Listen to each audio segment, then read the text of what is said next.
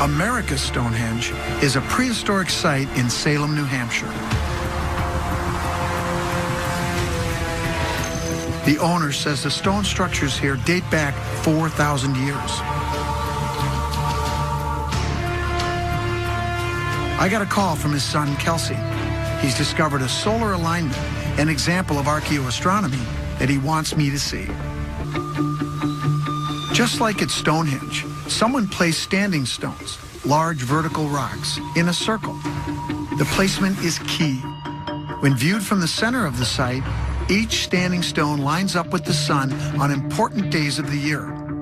The solstices, the longest and shortest days, the equinoxes, when the sun is on a level plane with the Earth's equator, and the cross-quarter days, which fall midway between them.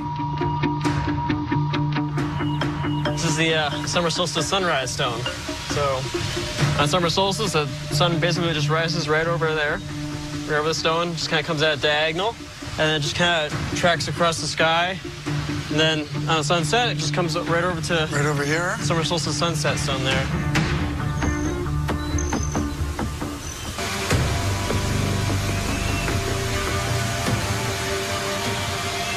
Kelsey, let's see what you got here. All right. Well, a few months ago, I was on Google Earth, and I was kind of drawing all the lines out on the alignments, just basically to see where they go. As I was drawing one out on the summer solstice sunrise alignment, yeah, I kept taking it out further and further, and you know, I noticed someone over Nova Scotia and Newfoundland. Kind of a northeast direction. Right. Okay. Yeah. And then as I took it over, I noticed someone right over in England. And I thought that was kind of interesting, so I kept zooming in further and further. And I noticed went through Stonehenge. What? It's going all the way over towards Stonehenge. Not only does it go just through Stonehenge, it actually goes right through one of the triathlons at Stonehenge. Wait a minute. Through one of the triathlons at Stonehenge? Right. From America's Stonehenge? Stonehenge is the most well-known megalithic site of all time. It's a sacred site, but no one knows who built it or exactly what it was used for. But maybe whoever built it built this too. That's amazing, but I see this line continues off to the east. Where does that go? You're never going to believe where that goes. Let me get this straight. You're talking about, we're starting at America's Stonehenge in New Hampshire, right, and this summer solstice line extends to Stonehenge in England. It actually goes right through one of the triathlons.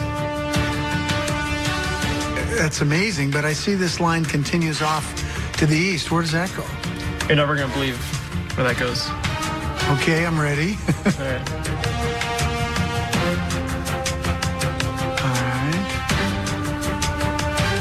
It starts going over towards the Mediterranean. Yeah. You're kidding me. Yep, it goes right through Bebeirout. Are you sure that's right? I double-checked it. Beirut, Lebanon? Well, that's the ancient home of the Phoenicians. Okay, you realize what this means. Do you think there's a connection here between the Phoenicians and America's Stonehenge? I think it's definitely possible. Well, I tell you what, if you've got a connection here, this rewrites a huge chapter of American history. This isn't kidding around. The Phoenicians were based along the coastline of the Mediterranean in modern-day Lebanon. They were an ancient seafaring culture that emerged around 1200 BC. They were known for trading with distant lands. Maybe they even made it to America. They're also responsible for inventing the alphabet we use today.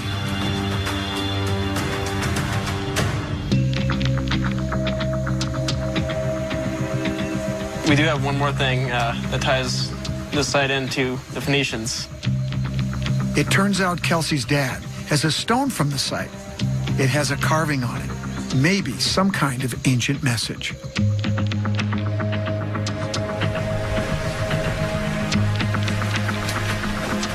Scott, this is the ball stone. It was found in 1964. What does it say? Well, it says, to Baal, on behalf of the Canaanites, this is dedicated. The Canaanites, from the land of Canaan. That's right. That's what they used to call themselves, but everybody in the region called them the Phoenicians. They got all over the known world at that time, and many people believe that they made it over here to North America. And there are many examples of possible Phoenician writings all the way from Maine down to Brazil. Well, I tell you what, if this is indeed a Phoenician inscription, you've really got something important here. Absolutely. I mean, together with the alignment that you found, you're talking about an incredible site, an incredible discovery.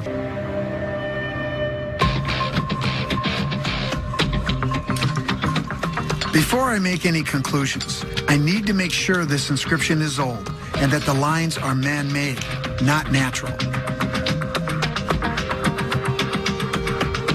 By using a 3D microscope, I can see how deep the grooves go and if the inscription has been weathering for a long time. What I want to do is I want to focus on this groove right here, which I numbered as number 3. Groove number 3, and that corresponds to this groove right here. This is about 4,000 microns from the highest point down to the deepest point. This one clearly is a man-made groove. It looks like it here. It looks like it here. I can already tell many of these marks that make up the inscription could be centuries old, and there's no doubt they were deliberately made. Because it references the Canaanites, I have to consider the Phoenicians, but I need to know more. Is there anything else here that you might have that possibly could tie this site to the Phoenicians? Well, there is one more thing. It's actually up on the site. We call it the sacrificial table. Sacrificial table? Yes. Well, I'm not going anywhere until I see that.